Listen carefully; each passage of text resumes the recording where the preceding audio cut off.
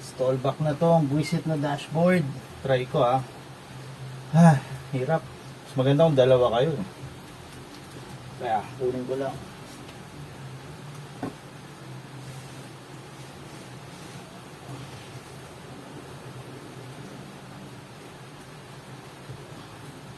Kaya naman ng isang tao. Hirap lang. Sa cambio. Tama. Yeah. Ito muna tayo. Whew.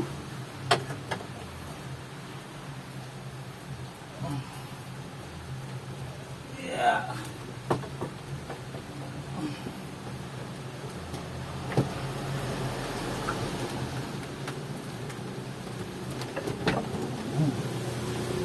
Whew. Grabe. Schwackers. Nakaporma na, dapat sakto yung butas doon. Tapos kakabit ko yung bolt dyan, pero hindi ko pa higpitan ng todo. Meron yan dito. Yan. Dito magkabila, meron din doon. Dito siya doon. Kabit muna natin yon. Grabe, pawis na pawis ako. Muulan pa yan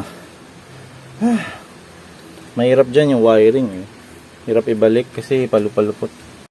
So yan, after mapwesto yung dashboard, wala pang bolts yan, isinunod ko yung wire. Pinuwesto ko na kasi mahirap magpwesto ng wire pag hindi mo na magalaw yung dashboard Kasi ito yung mga sockets dito sa aircon, kinabit ko na rin, hindi ko na lang pinakita kung paano. Madali lang naman yun Mahirap na kasing kabit yan, susungkitin mo rin. Kasi next natin, ito man tawag dito, centerpiece. Hindi ko alam tawag dito, sa may lighter tsaka yan. Kasi kailangan to mataas. Ang hirap ipasok nito pag sisiksik mo lang na naka-fit na yung dashboard or naka-fix na yung bolts. So yun ang gagawin natin. Init! So ito na nga yung next natin Hindi ko na kinabit yung sa cigarette tsaka doon sa ilaw dito sa ano man tawag yan, pocket light. Ewan ko tawag yan. Kasi ayokong gamitin yung cigarette lighter. Hindi naman ako nag-yosi. Ayoko rin may mag-yosi sa loob ng sasakyan. Pwede rin ata to, kabit nyo muna to kasabay sa dashboard. Pero parang mahirap ibagsak dito Mayroon kasing parang bar doon. Sinubukan ko rin ikabit to ng naka-fix yung bolt. Mahirap. Ayaw pumasok.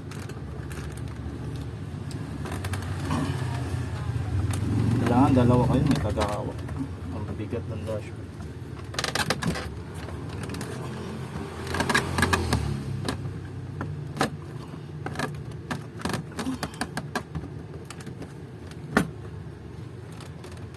Hirap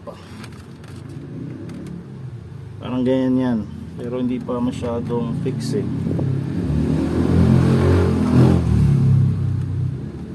Pero pag na-fix nyo na yan, hindi pa masyadong lapat Pag na-sentro nyo na yan, may bolt pa rito.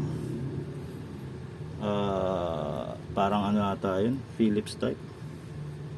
So sentro ko muna to. Hirap nang pakita sa video lahat ng process Kasi yung sikip sa sakyan, hirap mag-video Tapos naglagay pa ako dito sa baba ng parang deadening, kaya medyo kumapal, medyo tumaas. Nahirapan siya ipasok. So dito meron din pala, kaso hindi ko alam kung nawawala na yung clip ko dito. Nakabit ko na yung bolt. Ito pa isa, kaso hindi ko talaga siya mailapat ng todo. Dapat yan lapat ng todo. Ayun, medyo pagsikip ng bolt, pero hindi talaga 100% na pantay. Then meron pang bolt yan dito magkabilang gilid. Hindi ko na mahanap kung nasan yung ibang ibang bolts ba nalagay.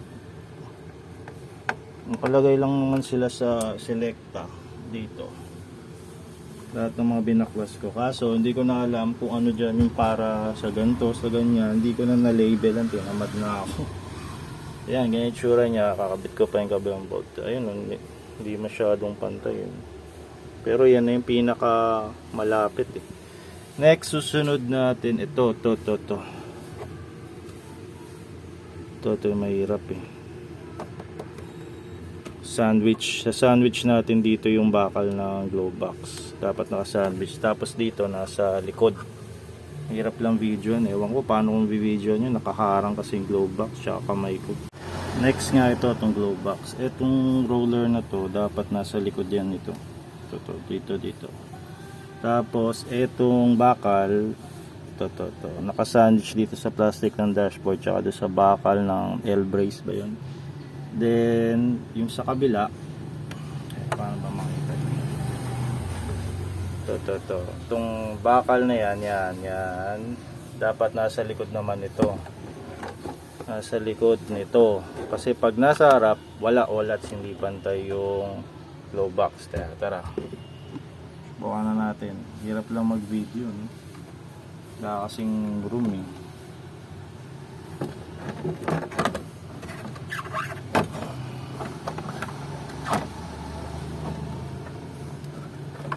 Kita ba? Lapit natin. Ito yung mahirap, sandwich. Yeah, ayun yung butas. Good. Check natin kung nasa likod ba yung kabila. Yeah. Kabagsak pa to eh. Ayun, nasa likod ng plastic. Okay, game na tayo niya mga boss. Kailangan ko lang M6. Pinalitan ko na kasi ito na ano ng Allen bolt. M6 na nilagay ko. Bali sa taas M6, tapos the rest yung sa taas M6, ito M4, pati yung sa kaliwa M4. M6 na by 15 ata to. 6mm yung thread. Ang hirap lang nito Allen nga kasi. Mahirap na maghanap ng OEM nito eh. Ngayon, pag papalinis ko to sa aircon technician, ako na lang magtatanggal nito kasi mabubwisit yun dahil ang hirap nito eh. Ang hirap tanggalin ito. Ayan, nakabit na. Sa baba M4 yan. Ayan o, mas manipis. Kita ba? Mas manipis to. M4. Hindi ko alam ba't ganyan design ni Honda. Iba naman, ano na lang kinakabit dito, isa na lang. Pero mas gusto ko dalawa eh.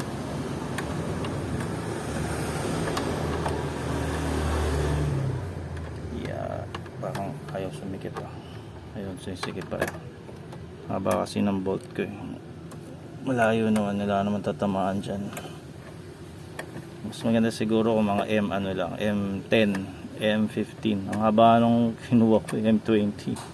M4 by 20mm pala. M4 by 20, M6 by 15. Then sa kabila, hindi na makita eh. Yan din, M4 din yan. M4 din yung pasok na dito. At ang hirap niyang ipasok mga boss. Ang alam ko, kailangan ata lagyan to ng tornilyo sa likod.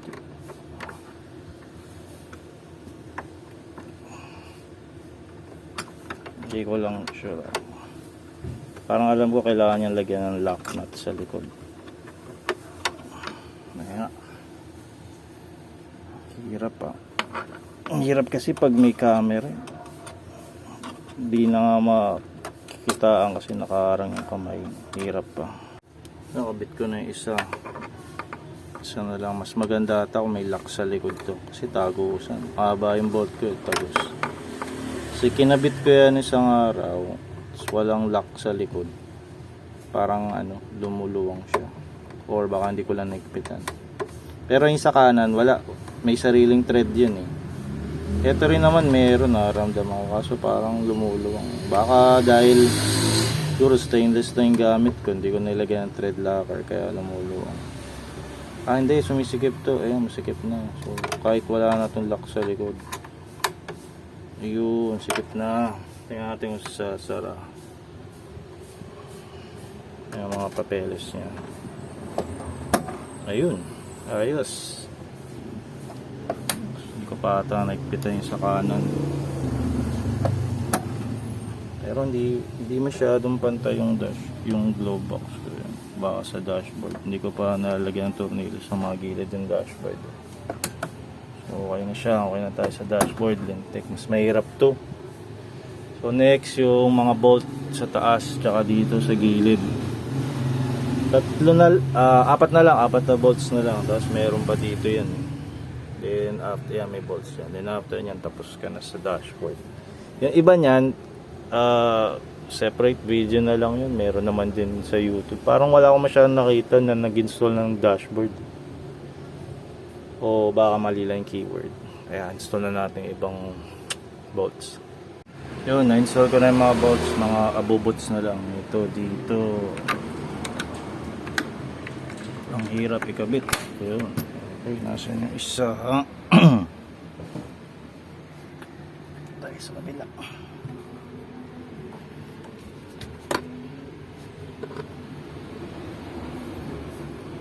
Ito yung isa. Dalawa yan, diba? Mataas dito, malapit sa inyo. So, ito kailangan ba mampakita? Ito, hirap kasi install nito pag isang kamay. May hook yan dun.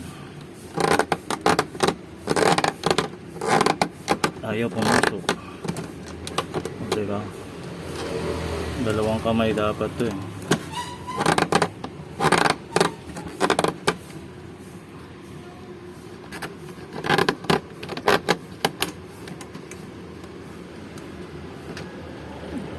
Parang ito kasi, shoot mo muna to doon. Meron yung clamp dyan. Pero hindi ko na ginagamit to. Naka-disable na yun.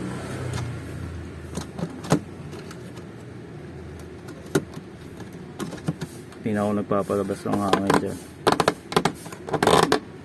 Ayaw ko.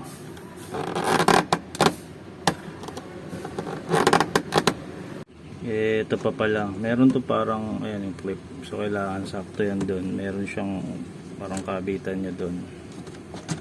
Ayan, tapos unahin nyo dito sa baba. Then, ayan, tapos na. So yun lang, bali yung total bolts natin ay 12. Apat dito sa dalawa, tatlo, apat. Apat din dito, 2, tapos 4. Di 8 na yun.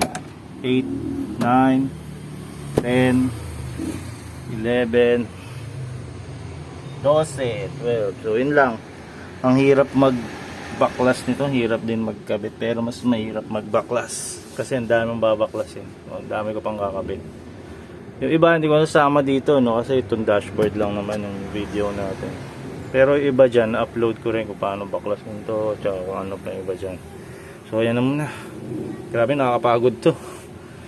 Ay, sa wakas nalinis din yung ilalim.